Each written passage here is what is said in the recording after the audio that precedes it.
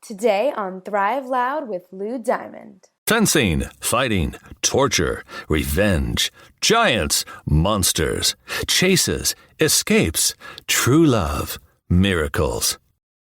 Oh, no, that's The Princess Bride.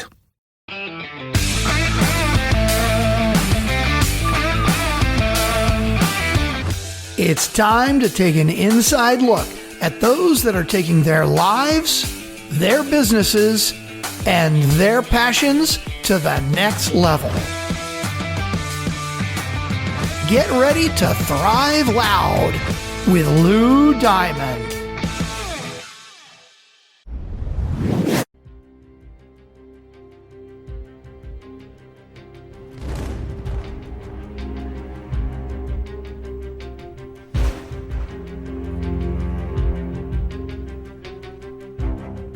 Hey, Thrive Loud listeners, Lou Diamond here. Special episode pulled from Bedside Readings Authors That Thrive, my interview with Donald Bull, the author of The Danger Game. You're going to love his story, his energy. He's got a real unique background, growing up in Hollywood and California, and has put together some pretty cool books and pretty good stories. So you're going to enjoy this interview, learn a lot about it.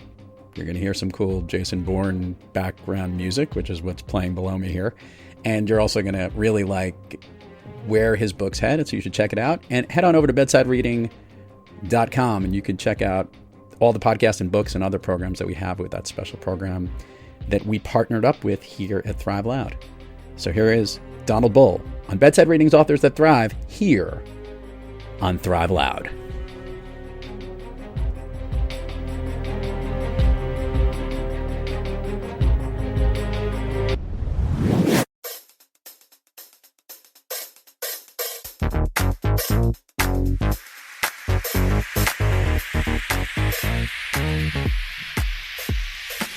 Welcome to Bedside Readings Authors That Thrive, a podcast show that provides you exclusive access to top writers around the globe and how they are thriving through their writing, their passions, and their lives.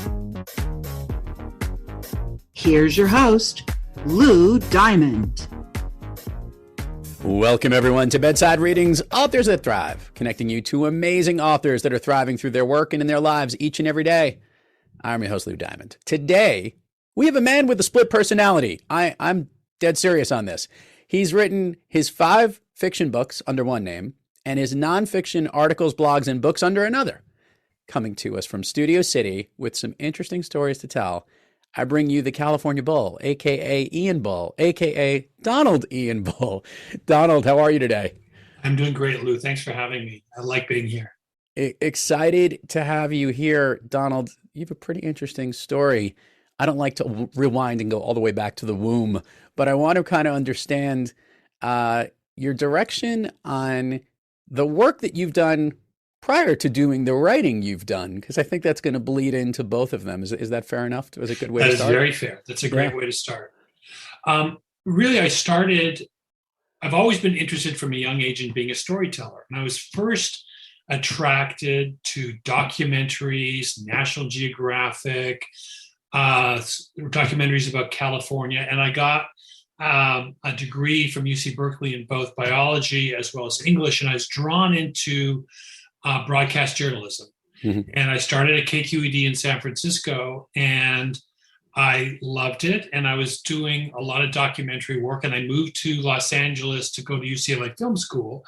And as I graduated from the graduate program there, reality TV was starting. And there was this strange morphing of documentary with broadcast television. And I was part of a lot of early, big reality shows that were true documentary shows. Which ones? Like the first seasons of The Real World, seasons of Road Rules, a Disney Channel show called Bug Juice.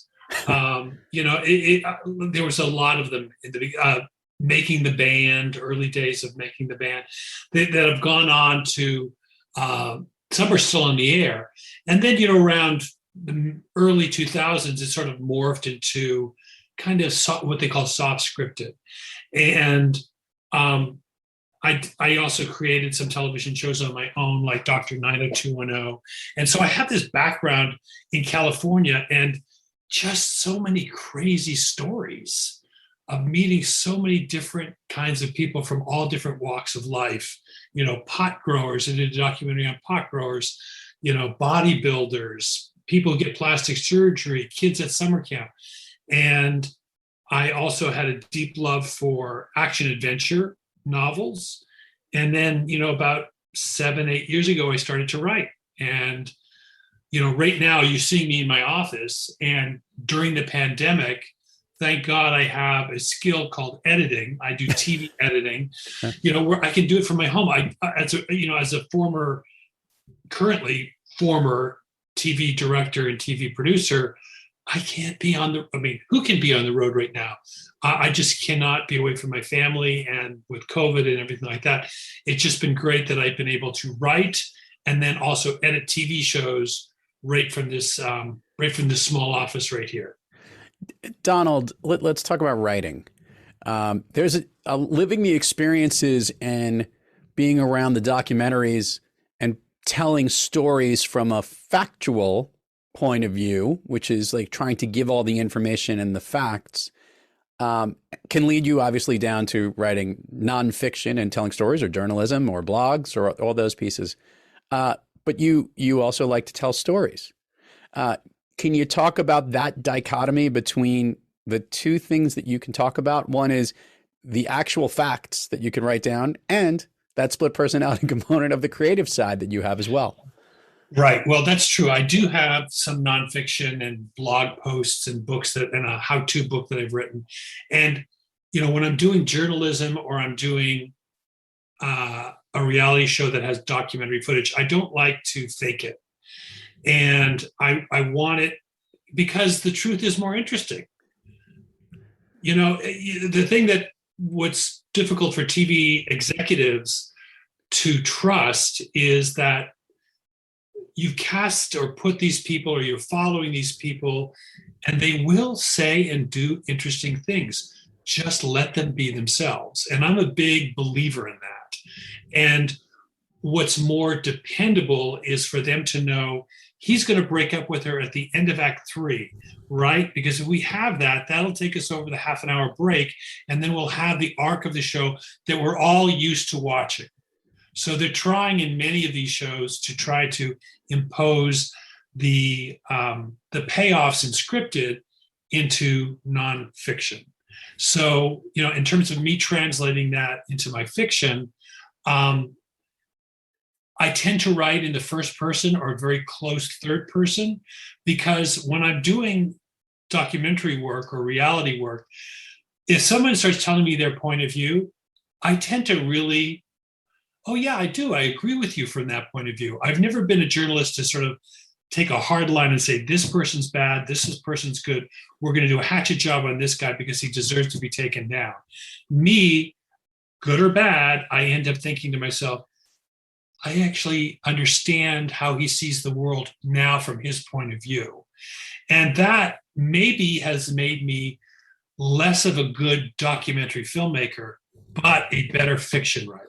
Gotcha. No, that was where I was leading to, is obviously one hand can help the other, and your understanding of not only how to tell a story, but how to build the story that people want to hear obviously translates very much into the creative side of telling a story. I have a feeling this is what's called a leading question based on some of the titles and also what you write about. Obviously, your love and your knowledge and your passion for the state of California, does that get injected into your material? Yeah, it does. I mean, my heroes, Steven Quintana was born in San Francisco. That's where I grew up. Julia Travers, the other protagonist in the Quintana Adventures, she's from Ontario, Canada, like me, ends up in California. But there's something about the California dream that my family bought into. And it is a magical place. I've traveled around the world, and if I squint my eyes, everywhere I've been looks a little bit like a place that already exists in California. Yeah. Whether it's the desert, the mountains, the ocean, the valleys, and people still come here to realize the dream. And let's face it, the California dream, the American dream, everything is in flux right now. But I am committed to living here, no matter how crazy and difficult it gets. But let's dive into the story about this, about the Quintana Adventures. Obviously, writing a trilogy, and we've had a lot of authors on the program that have written series of books. I'm going to rewind here a little bit because we're catching you kind of, towards the end of one of them. When you set out to write this particular series, was in your mind, was there more than one story originally? At the very beginning, no. When I was halfway through the first book, I did realize that these characters were making me happy, excited, thrilled enough to want to continue them in other books. The very first book, The Picture Kills, the other thing about being in California and specifically in the entertainment industry is all three books, which I have here. The Picture Kills, can't see it, it's backwards, of course. The Picture Kills, 6 Passengers, 5 Parachutes, and the last one in the trilogy, The Danger Game. They all have a media, Hollywood, movie, TV reality, or storytelling app. They all have some kind of media element in them. And that theme that is running through all three books is the media ruining our lives? Okay. Are we looking at apps too much? Is our political thought or even the way we think in general being affected by what we see and consume? And if someone's like, that phone is killing you, those movies or that TV show is killing you. Say, well, let's take it one step further and actually let's create plots where people are truly in danger because the movie that they're starring in is actually going to kill them. Or the reality show that they're part of, 6 Passengers, 5 Parachutes. That's the game itself is in the title.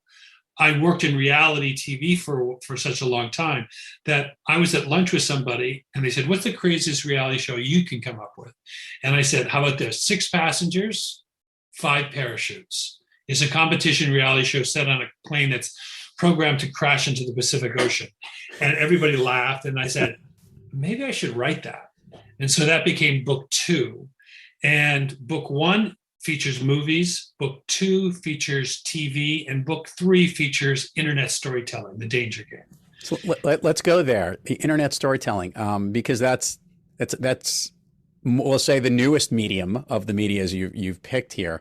Tell me how you prepared or did your research or got involved and went down the path towards The Danger Game.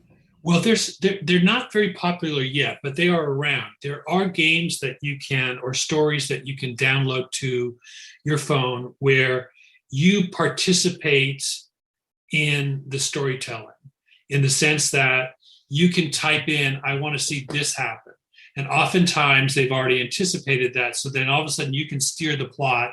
Now, are you really steering the plot, or have they actually anticipated you wanting to see that and they've created that? So it becomes, instead of one linear story, these apps, because they have such, incredible storage and bandwidth that you can do, just like a video game.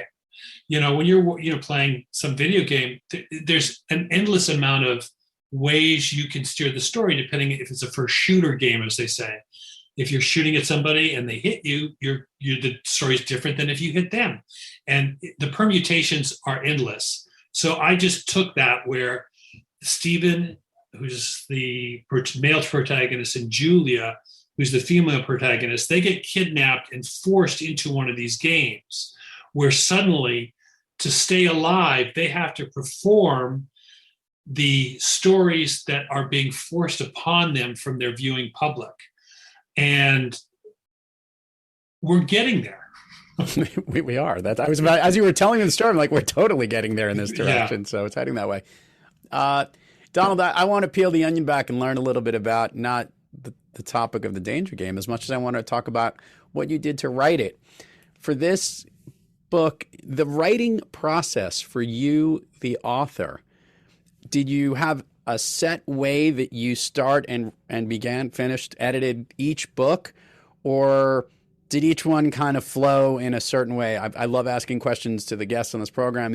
If they have a regimented process that they stick with, or it's more as the ideas hit them, it's free flowing. I'd share with the listeners what your writing process was for this book and for the series in that fact. Well, I write all different kinds of ways, but for this particular trilogy, my goal as a beginning writer, because for the first one I was a beginning writer, I wanted to write a book that you couldn't put down. That was my goal.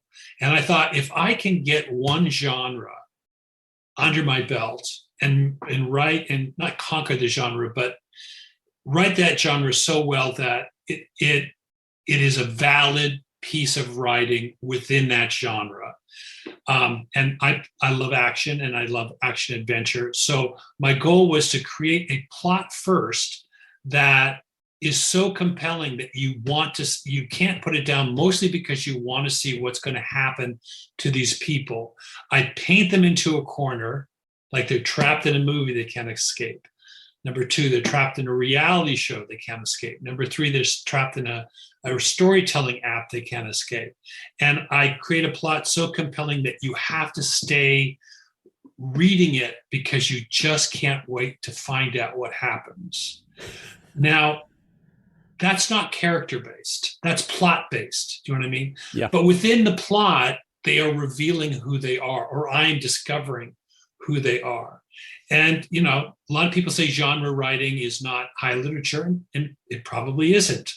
It is not a deep character study, but I do believe you fall in love with the characters. So I plot it out first, and then I stick to the plot pretty religiously, but then the plot ends up disappointing me somehow, and I adjust it as I go along and make sure that you are invested in the characters. So now I'm going to ask the question that was leading to this. The writing process of these books and getting these books out there, and we'll give a section to plug where you can get all that in a minute, and then where it can go from there to somebody that lives in California and is a California person, where movies and entertainment are have such an identity with the state. Do you see, either in the way that you wrote this out, movies, television, or other things, these books having a natural fit into that medium down the road? I know you wish for it, but do you see that as you put it out there? Yes, I do. And, before I was writing books, I was writing screenplays, and I'd optioned a couple and sold one. And one of my frustrations as a writer in Hollywood was that a screenplay is just a blueprint. It's not finished. So I was like, I got to write something. I'm a writer. I have to write something that when I finish and I close the book is the book, and it's finished. It's not waiting for somebody else to do something with it. Yeah. At the same time, I now have something that Hollywood likes to call intellectual property. They call it the IP. Oh, he has IP. And that gives it a validity. So I have been pitching it around. I have some people at different production companies that can see it, either as a streaming series, this trilogy, the Quintana Adventures, as a streaming series, or maybe even as a game, game in and of itself, because they're about games. And so I create a pitch deck, and it's all visual. It has pretty pictures, a lot fewer words than pictures, sort of to prove that it can translate. It grabs your eyeballs as much as your mind. So I'm keeping all options open, and I'm banging on as many doors at the same time as I'm trying to market the books. I love asking guests this question, and curious to see where this goes. Obviously, look, you've been having the good fortune of really following what you love to do throughout your career, in telling stories throughout it. And obviously now living your passions here in building a trilogy of a series of books, which means on most days you are thriving. But we all, Donald, have days when we're not quite kicking on all cylinders and we're a little off our game. Donald Ian Bull, when you have trouble thriving, what practice do you seek, or what individual do you seek out to get yourself back on the thriving track? Well, I'm very lucky in that I'm married to somebody who's, I like to say I'm married up. her name is Robin Berlin, and she is my emotional, intellectual, creative touchstone. And she is always checking me and always supporting me in my work. And, writers tend to write alone, and not tend to, we do. It's a solitary craft. And so there's not, that feedback is not so immediate. It's not like busking on a corner with a guitar where somebody applauds and you go like, well, actually, I'm not that bad of a guitar player. I have self-doubt. And I think a lot of creative people are plagued by self-doubt. Like, am I good enough? Do I still have it? Oh, I am good enough. And we sort of swing between self-doubt and narcissism. Those are the two. We flip between those two extremes where I rely on my Robin and my good friends and touchstones that bring me back to that center, which is, we are good at what we do. I am good at what I do. I do make people happy. I do improve people's lives. And that's, the deepest happiness comes from living in service of others. And I think your website has a lot of that on it. Like in terms of making sure that you connect with other people and you give them something and they give something back to you. And as a solitary writer, I'm constantly having to remind myself to connect with others and get them and tell them that they're great so that they can also remind me that I'm actually too hard on myself and that I can connect. I think we're going to have them remind you that you too are great, Donald. We don't have to. You don't have to soften that punch there. Come on, let's lift it up. You said you want to elevate it, and you married up. We're gonna lift you up here. So no, but that's great, and you've got those people there. Let's do the admin part of the show before we go to Fun Street. Share with all the listeners where people can find you, where they can learn about the Danger Game, websites, URLs. We'll put it all in the show notes, but it always gets more engagement when they hear it from you. Okay. Well, I have the primary website is quintanaadventures.com. QUINTANA, and then the word adventures, quintanaadventures.com. When you go there, you can sign up for a free book. You get the first book in the trilogy for free. You can scroll down and see the awards. And then there's a little button on the right-hand side. It's a backdoor to the other website called California Noir, and that's californianoir.net. And I got 2 standalone books there that were fun to write. And you can also see some of my nonfiction books in there about essays about swimming or about life in California, growing up in Canada and California. And that's basically it. If you go to Amazon, which is, I'm on several sites, but Amazon's the biggest, you type in Ian Bull author or Donald Ian Bull author and plus books. And then those 2 author central sites will come up. So you can sort of see what other people think of my writing. Like it. All right, Donald Ian Bull. You ready to go down Fun Street here on the program? Yeah, I'm ready. All right. First of all, can you share with the listeners, and I love asking people from California who have connections to the entertainment world this question. Do you have an all-time favorite movie or one that you love to rewatch? Well, I would have to say the Godfather series, the Godfather trilogy. Probably, many people say those are the best movies ever made. In terms of something I will always click on is the Bourne movies. Yeah, those are awesome. I love that. I could watch any of those at any point in time. I'm with you. I like that. Right. And, in many ways, Robert Ludlum, who wrote the original books, those were the books that I couldn't put down. So I loved how they were able to update them and translate them into today's. So that's actually really funny that you just mentioned that, because it makes perfect sense connecting this for you, Ian, and Donald Ian. And that is that the Bourne series, every one of those movies is non-stop. And in fact, all the directors, when they went through it, were told that just like Ludlum's books are it's a race from beginning to end. The movie, just like literally, you're exhausted by watching the end of those movies because they're so tiring. Right. And the Dan Brown series, the Da Vinci Code, those are also good. And those have a little bit more, it's a mystery built within a thriller because there's a puzzle to solve. And those are fun. I really like those movies because he's solving a puzzle as he's running down a hallway, as people are throwing knives at him. Yep. And there's a new one coming out that I haven't seen yet. That's sort of like a precursor to the other movies that we'd already seen. Oh. And then I like good science fiction. I love, there's a new Foundation series that's on. Oh, I just watched it. It's a little deep, but it's good. It's good. Yeah. That's, yeah. So, we'll leave it to the listeners. We'll put the links in the show notes for that, for where people can see it. Yeah. I'm going to do the speed round of Fun Street here, Donald. Here's how it rolls. I'm going to ask you something. I want the first thing that comes to your mind. These are things that lift you up. They motivate you, that basically make you feel good. They make you thrive. You ready? Okay. I'm ready. Of late, a song that you've been listening to, or one that pumps you up? God, I've been out of music. Pass. I'll come back to that. Fair enough. A favorite food that's not a dessert? I would have to say any kind of salad that has chicken in it. Okay. I love that. A favorite dessert? A popsicle. My wife and I love popsicles, and we have a whole history of popsicles that we enjoy together. An activity you wish you did more of? Especially during COVID, playing games with friends. I just did that over the Thanksgiving break. We played a game called Bananagram, and then Scrabble, Clue. They were so fun to play, and it brings people together. And it was so fun to play them over the break. Awesome. An activity you wish you did less of? Worry.